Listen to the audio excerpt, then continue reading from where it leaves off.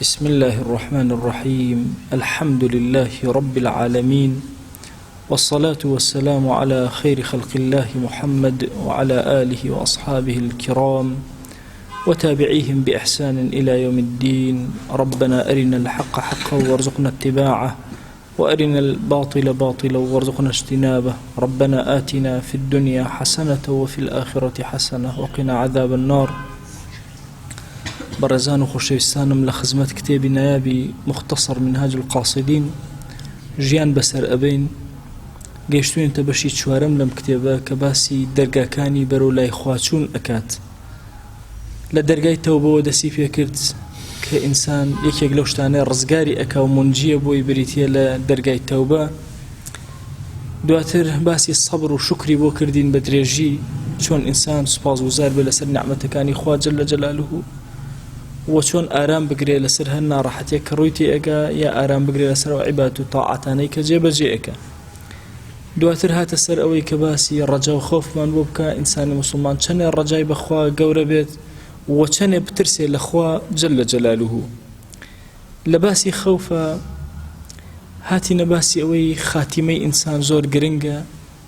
إنسان دائما دعابك ببارته وبلالته لعل خاتمك بباش الروا بسري برزو بحضوري خوا جل جلاله شادبه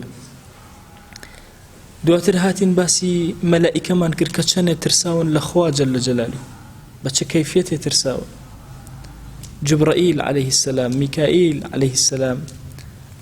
همويان چون ترساون كاتك رب العالمين جهنمي دروس كردو ترساون لو الرجاء مخالفة كانوا أوان لأهل آقربن دواتر إمام غزالي رضا ورحمة خوي لبيت باسي بيغمبران عليهم الصلاة والسلام كتشون أوان لخواي قورة شون ترساون وخوفي أوان شون بوا لباسي بيغمبران عليهم الصلاة والسلام هندشتمان بو نقل كار راستوخو لكتابي بيشينا كانوا لكتابي خويانا لأهلي هر كتابي لكتابي خويا ورجراوا إمام غزالي نقلي كردون بس ندك هر یەکێک لەوانە دەڵات ئەکا لەسەر فکری کتێبەکە خۆی ئیتر ئایا سەواون باسی عیسامان کرد ئەو باسی ئینجیلە باسی موسامان کرد عەلەیهی سەلام باسی تەوراتە باسی صحف مثلا موسا ئیبراهیممان کرد عەلەیهی سەلام باسی صحفە باسی داود باسی زەبورە هەر یەکە لە شوێنی خۆیەوە لێ هەڵەنجراوە ئەگەرچی ئەو کتێبانە دەستکاری کراون بلان پیغمبریان صلى الله عليه وآله وسلم رنمائي أما يكردوا فرميتي لا تصدقوهم ولا تكذبوهم أويك لو كتبانا هاتوا نبا راستي بزانن نبا دروي بزانن سنك أقاري هي توشتك بلي أوشت دروية لحقيقتي لو كلامه بيك أخوانا أردويتي شكو تحريف كراون احتمال شيء بلي الراز بي لو بيك خلق تيان كردو دسكاريان كردو بوي أفرمي لا تصدقوهم ولا تكذبوهم بتابتي لباسي أخبارا همو أخبار كان أو هاي حكمكي تونا براستي أزاين بدرو أزاني بنمونا مثلا تو أخواني تو تشيروكو داستانك أجر تشيروكو داستانك مخالفة عقيدة إسلامي نكا شكوي مخالفة عقيدة إسلامي بكا لسطا صت دروس كرا وخراوتنا أو كتابانا ودسي مروفا أو إيكا بيشواني عقيدة إسلامي نبي وكو ميرجو بجرته وكو تشيروكو داستان أو أنا أفرمي لا تصدقوهم ولا تكذبوهم باسي پیغمبران أكين عليهم الصلاة والسلام شون ترساون أفرمي وهب جرايتي وكا بكى آدم عليه السلام على الجنة 300 عام كاتك لا ناو بهشتا آدم عليه السلام باوكي قورا من دركرا دروا 600 صال قريا وما رفع رأسه إلى السماء بعدما أصاب الخطيئة لدواء أو هلايك اللي ناو بهشتا إيتر سري برزنك دو سري أسمانك شرما برامبر بخوا جل جلاله أدبا برامبر بخوايان سري النبي كذ حتى أكاتي وفاتي كذ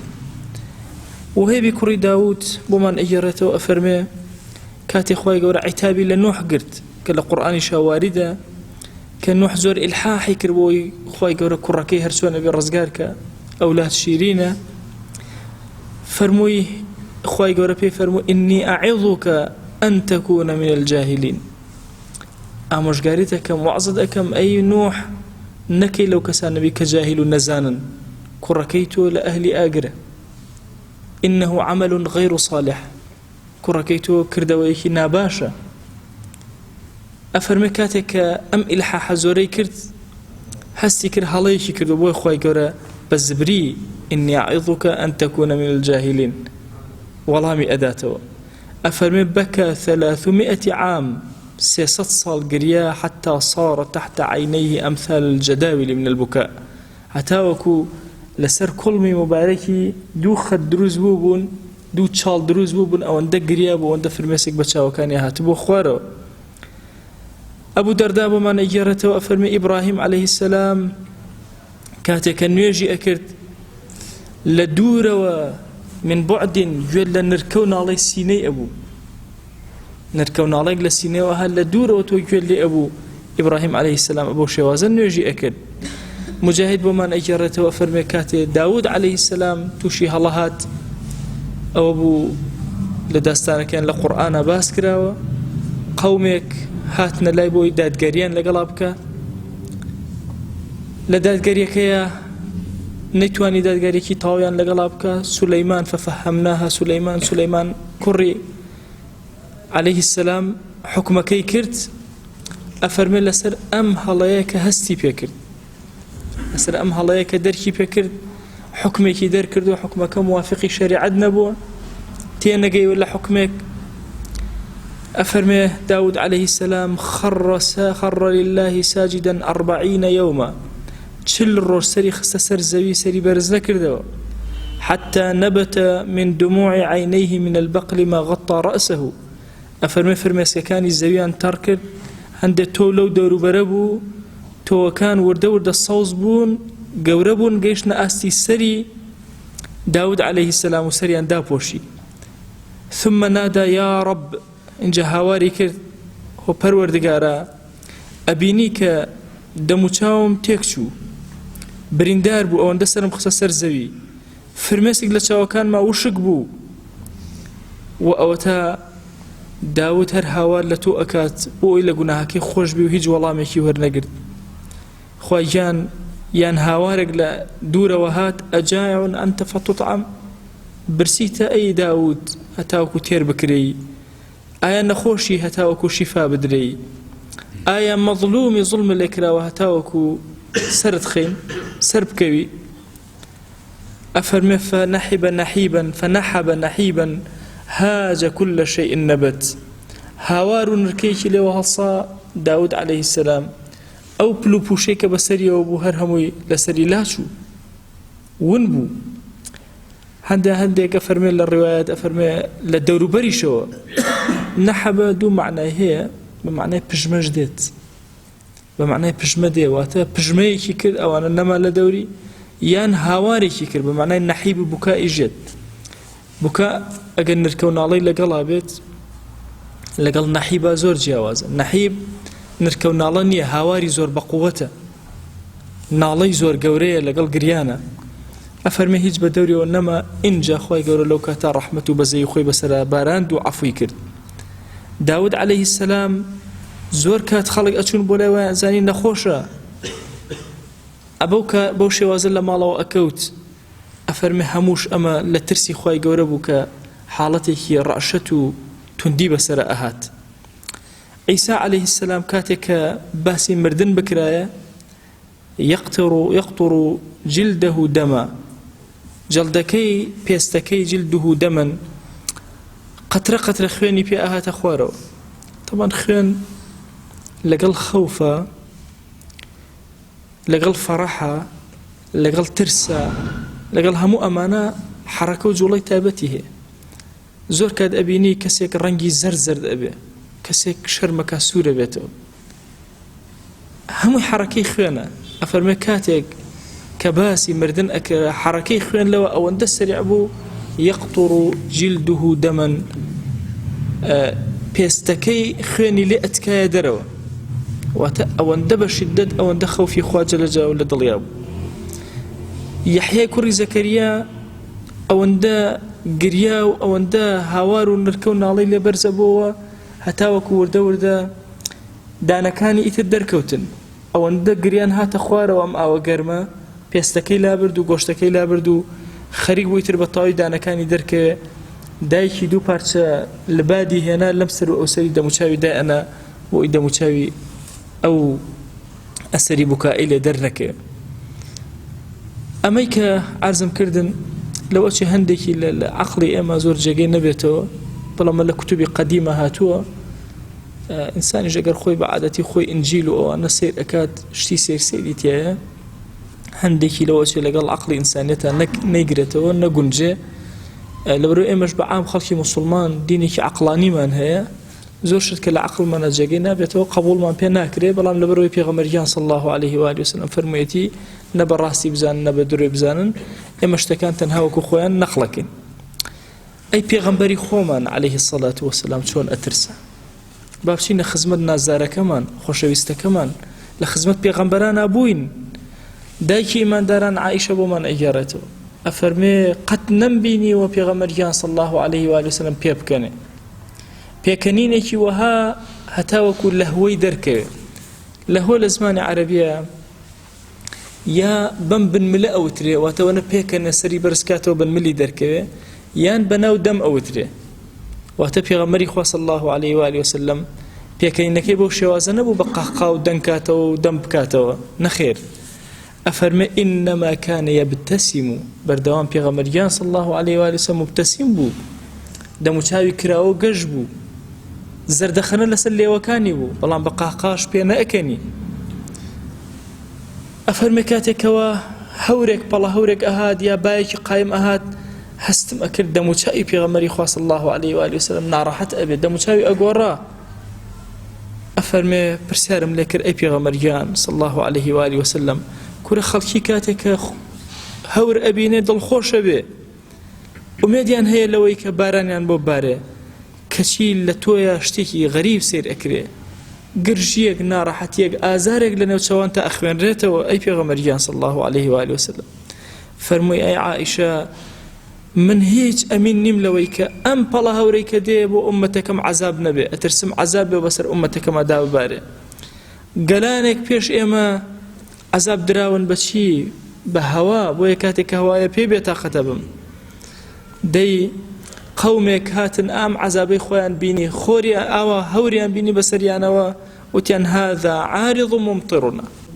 تاوەکو لەو کەسانە ئەبین کە مونجی ئەبین، سەرفرازی ئەم دنیا ئەو دنیا ئەبین. خوای گیان داوات لێ ئەکەین بە ناوی جوانە بە صیفەتی بەرزە بە ئیسمی عەظەمت، خوای لە گوناهەکانمان ببوورە یا ئەکرەم الئەکرەمین. یا ڕەبی خوای گیان گوناه هەیە بە ئاشکرا کردومان عەفومان کە، گوناه هەیە بە پەنهان کردومان عەفومان کە. خوای پەنا ئەگرین بە تۆ لە غەفڵەت، پەنا ئەگرین بە تۆ لە شەهوەت، پەنا ئەگرین بە تۆ لە کیبر، پەنا ئەگرین بە تۆ لە ذیلەت، خوای پەنا ئەگرین بە تۆ لە کوفر، پەنا ئەگرین بە تۆ لە نیفاق، پەنا ئەگرین بە تۆ لە فەقر. یا ڕەبی خوای پەنا ئەگرین بە تۆ لە ڕیا، خوای پەنا ئەگرین بە تۆ لە ڕیا، خوای پەنا ئەگرین بە تۆ لە ڕیا. یا ڕەبی پەروەردگارە بمان پارێزە یا ئەکرەم الئەکرەمین. خوای پەنا ئەگرین بە تۆ لە عاقبەتی خراپ، تو گەورەی خۆت عاقبەتمان پڕ خەیر و دینداری کە یا ئەکرەم الئەکرەمین. خوای لە گوناهی خۆمان و دایک و باوک و خێزان و مناڵ و خوشک و برا و خزم و کەس و کار و دراوسێ و ڕەفیق و هاوڵمان ببوورە یا رب العالمین. یا ڕەبی خوای گیان لە گوناهی مامۆستا و قوتابیمان ببوورە، لە گوناهی مردوەکانمان ببوورە یا ئەکرەم الئەکرەمین. خوای گیان لەگەڵ پێغەمبەری خوای صلی الله عليه و آله وسلم حەشرمان کە، دەرگاکانی خەیر بەسەرمانە بکەرەوە، دینداری لە ناخمانە دامەزرێنە یا ئەکرەم الئەکرەمین. خوای گیان خۆشەویستی دینەکەت لە دڵمانە بچەسپێنە، خوای عاقبەتمان خێر کە یا رب العالمین. یا ڕەبی خوای داوات لێ ئەکەین بە ناوی جوانت بە صیفەتی بەرزە بە ئیسمی عەظەمت، سەرفرازی ئەم دنیا ئەو دنیامان کە یا ئەکرەم الئەکرەمین. یا ڕەبی خوای زەلیلی دەستی گوناهەکانمان مەکە، زەلیلی دەستی نامردمان مەکە، محتاجی دەستی مرۆڤمان مەکە یا رب العالمین. یا ڕەبی خوای گیان زەلیلی سەر جێگەمان مەکە، تووشی نەخۆشی کوشندەمان مەکە. یا ڕەبی خوایە خۆمان و خزم و کەس و کارمان، ئەهلی شارمان، لاوەکانمان، وڵات و نیشتیمانمان، ئومەتی پێغەمبەری خوا صلی الله عليه و آله وسلم بپارێزە. یا ڕەبی خوای گیان ئارامی بەسەر دڵمانە ببارێنە، بەسەر وڵات و نیشتیمان و ماڵمانە ببارێنە، سەرفرازی ئەم دنیا و دنیامان کە یا ئەکرەم الئەکرەمین. یا ڕەبی خوای گیان عەفو و مەرحەمەتی خۆت بەسەرمانە ببارێنە، یا ڕەبی خوای لێخۆشبوونی خۆت بەسەرمانە ببارێنە. یا ڕەبی خوای گیان دڵەکانمان پڕکە لە خێر و خۆشیە ئەکرەم الئەکرەمین. خوای گیان ئیمان و دینداری لە دڵمانە شیرین کە، طاعتك للا من شيرين كعبادة للا من شيرين كذكر أورا للا من شيرين كنفس من برزك يا أكرم الأكرمين يا ربي خواجان أم درسنا من لقبولك مجلس كان من ومجلسي ذكر قبول وفرمو يا رب العالمين خواجان صلاة أما يسي أما بقينا بيغمبري خوا صلى الله عليه وآله وسلم يك نوما لخزمتي أبينا يا أكرم الأكرمين يا ربي خواجان صلاة وسلامي خود بشمار بسري أببارينا يا أكرم الأكرمين يا ربي خواجان داوال لي أكن أم دعانا من قبولك خواي أم دعانا من قبولك قرفت كان من شار سرك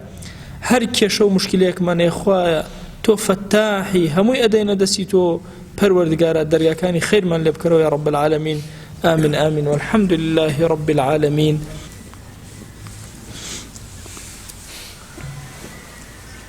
بسم الله الرحمن الرحيم الحمد لله والصلاة والسلام على رسول الله صلى الله تعالى عليه وسلم. كتابنا بأذكار إمام النووي لخزمة يا أبين كتاب أذكاري كلا كتاب زورنا يا بكان كان درسك أما نوج لخزمة أم كتابا أكين ولقال يا وردا أرين يكسون التحيات أفرمي باب التشهد في الصلاة باسي تحيات من بوكا للنيوجا أفرمي أعلم أن الصلاة إذا إن كانت ركعتين فحسب كالصبح والنوافل فليس فيها إلا تشهد واحد. هر نيوجا لنيوجا كان أقدور كادبو وكو نيوجي بياني كفرزة وكو السنة كان كدودون وكو نيوجي الجمعة كدوا أفرمي تنهايك تحياتي تي أخوان لو بس أجر هاتو سير ركعات بو يا شوار ركعات بو أو دو تحياتي تي أخوان لو بيئوت التحياتي يكمو تحياتي دوهم لو كسيكوا يت مسبوقة فريا إمامك لبشتي إمامه ونيوجك بلام ركعتي شن ركعتي دوانا كوتوا هندجال لحقي أوانا شوار تحياتي دروس أبي واتسيا تحيات دروس أبي خوي نيوجكان بعام يك تحياته إن جابت دو تحيات أجر سير ركعات ويا شوار ركعات لحقي أو كسي مسبوقة يا هندجال سيا تحيات أخوانه بون من النيوجيني وروي كتوديت إمام للتحيات داني شيء تحيات لقال إمام أخواني دعاي هلسي نيوجكي لقال يا تحياتي كتير أخواني إن جاء السلام أداته تدو تحيات أخواني دو ركعتي شكر دو ركعتي تريج أكيد تحياتي أخير أخواني وتسيت تحيات حالتي سيت تحيات بو مسبوق زور للنيوجا نكسي التحيات هنجار شوار التحيات أخواني أيش تنهى لنيوجي إيوارا أو حالة الرؤدة نيوجي إيوارا خوي سير كاتا شوار تحياتي يا رؤدة أيش بمشي وازي كتو ديد إمام سيركي لا تحياتي كما تو أشيت التحياتي كما وتحياتي كم لقال أخواني إمام هلا سيته وبركاتي السهم وتحياتي كتير أخواني وتدو تحيات أخواني يقرأ كاتي كردوا دور كاتي تريشد ما وهردو كان كي تحياتي كان كاتت شوار تحيات تنهى حالة النيوجي إيوارا الرؤدة كإنساني مسلمان شوار تحياتي ترقي ليك نيوجا وتا نيوجي إيوارك مسبوقي فريانك وتوي لدواء الركوع وطبعا الركاتب وتحساب نية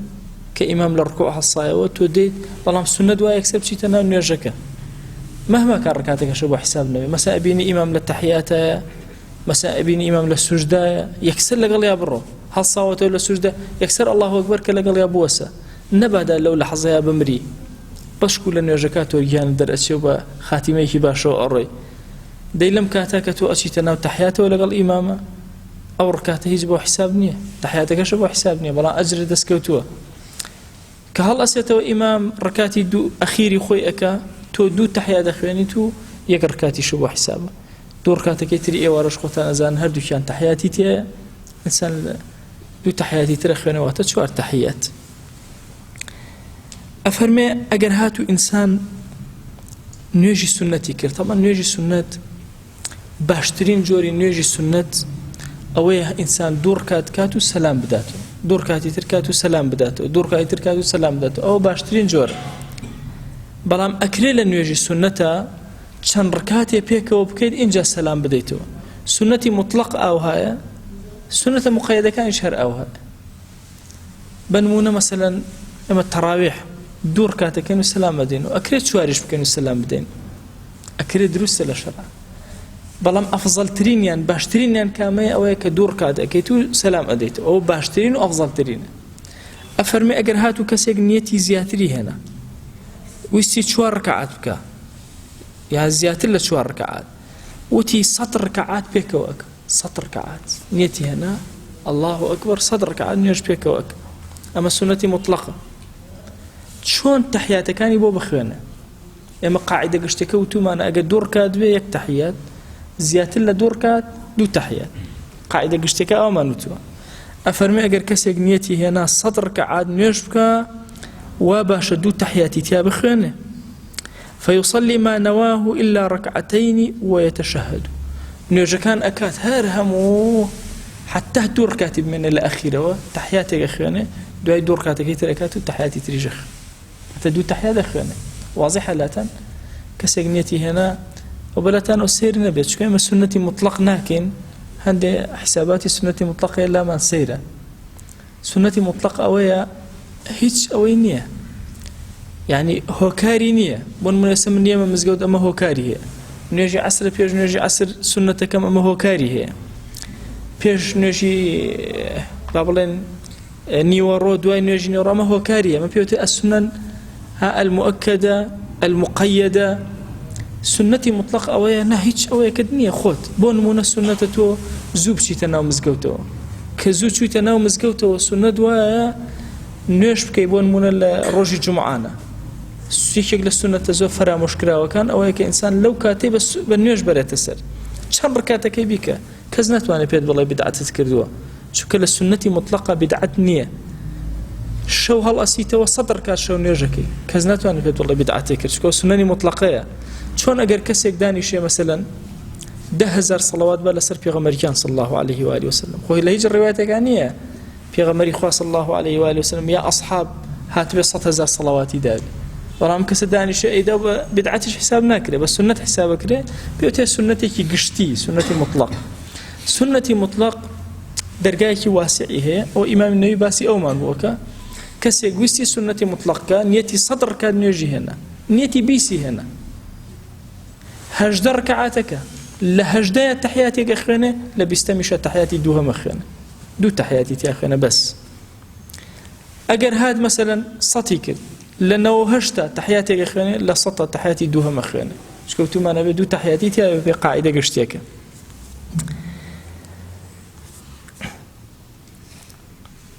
ئەفەرمێ هەندێک لە ئەصحابی ئێمە لە مەذهب وایان فەرمووە لە مەذهبی ئیمامی شافعی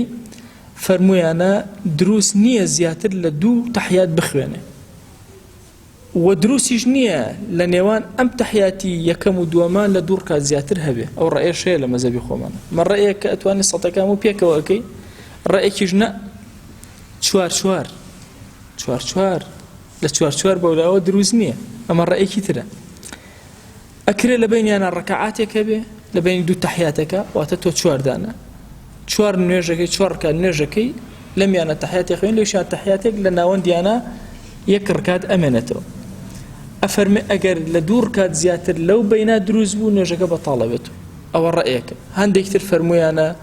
دروستە لە هەموو ڕەکعاتێکە تەحیات بخوێنێت ئەوش ڕەئیەکی گشتی گەورەیە یعنی تۆ 100 ڕکعاتەکەی لە هەر 100 ڕکعاتەکە تۆ